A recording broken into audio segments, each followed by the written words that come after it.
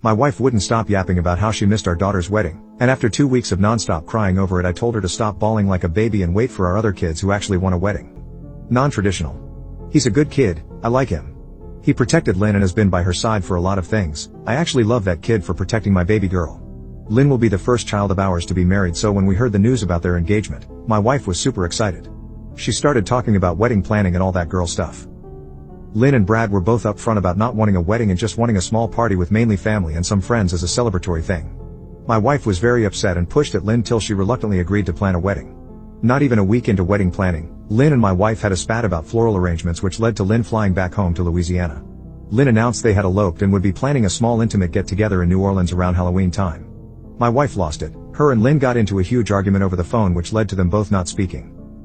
My wife cries every time this situation is brought up, saying she missed out on her little girl's special day. After a few weeks of this nonsense, I finally snapped and said, "Why are you surprised? Lynn didn't want a wedding in the first place. She's our least traditional child. I'm just glad we at least got the engagement announcement. Stop crying about it and wait till Brett or Amy get married, cause they are the ones that will actually enjoy that wedding S-word." My wife called me a few names and has been avoiding me. I really don't mean to be a jerk, but Lynn is the last child I'd expect to want a big grand wedding. I mean, for heck's sakes, she's a nurse that does hair on the side who is also a practicing witch. That child makes no sense. I'd more expect Brett to want the big wedding when he and his boyfriend eventually get engaged. It also just felt wrong she tried forcing it on Lynn. Lay the brutal honesty on me.